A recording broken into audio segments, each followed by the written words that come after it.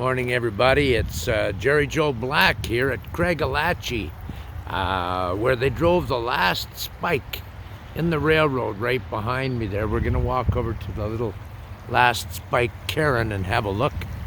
They've made a nice little gift shop over there. Of course, everything that's fun and beautiful in this country is bolted shut.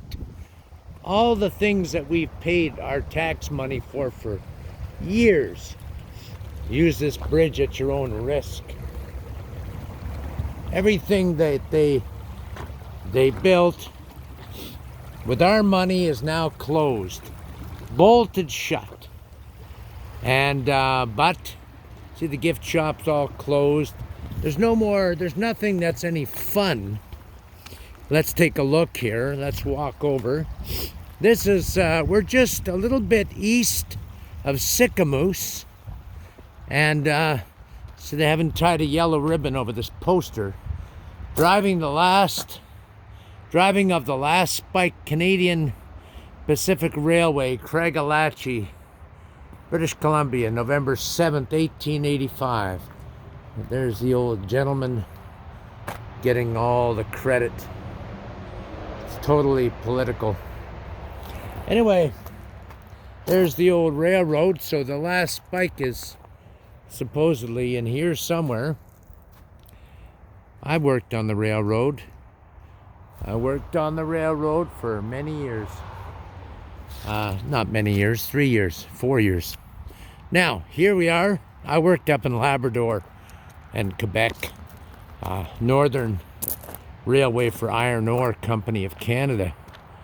A ribbon of steel from ocean to ocean symbolizes the unity of Canada.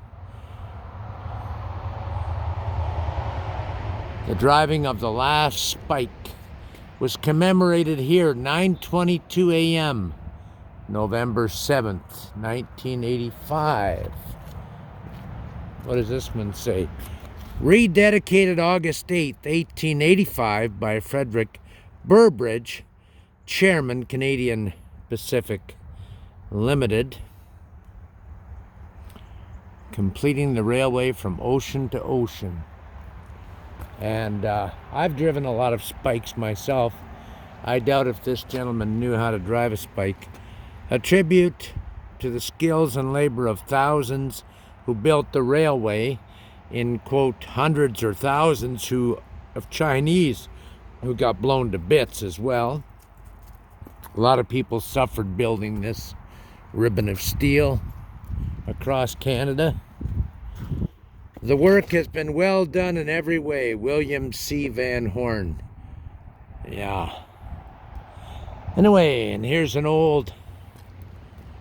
I doubt if that might be original. An old railway station building. You see, here's your spike.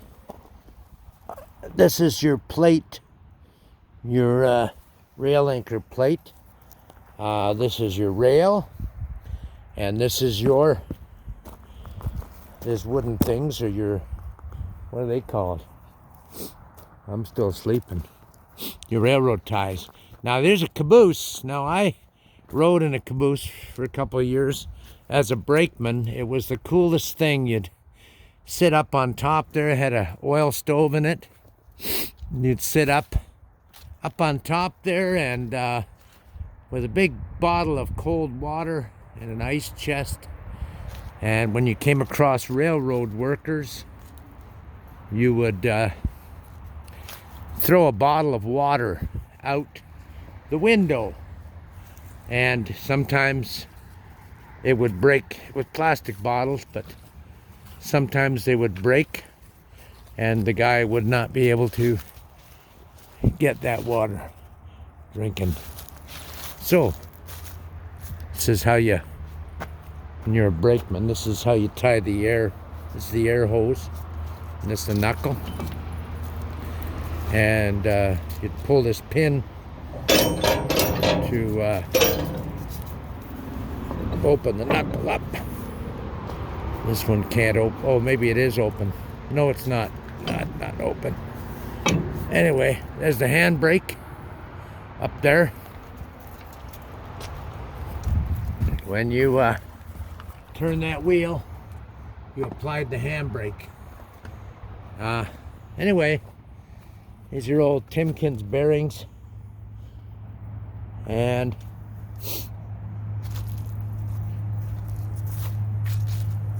your brake apparatus. I don't know what all that stuff is. I can't remember. And that's your dog, your basic dog, carrying a stick in her mouth as always. But yeah, I drove these spikes in by hand with a hammer, and I also drove them in with a compressed air gun. And these are called rail anchors, these little guys here. And I hammered those off and on as well. You hit them there with a hammer or to here. And yeah, so anyways, many good memories of riding the rails in the old days. And one time I'll never forget, I got some really bad water from the cook camp, and I got bad case of diarrhea.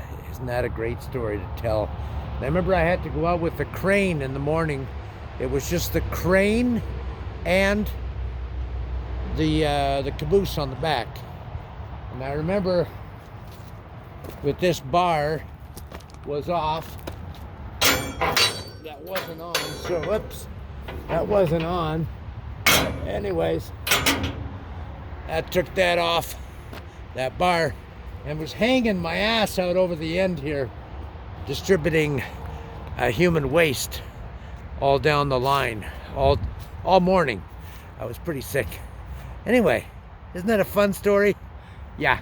Well, God bless you. I hope you're appreciating what you can appreciate about this country.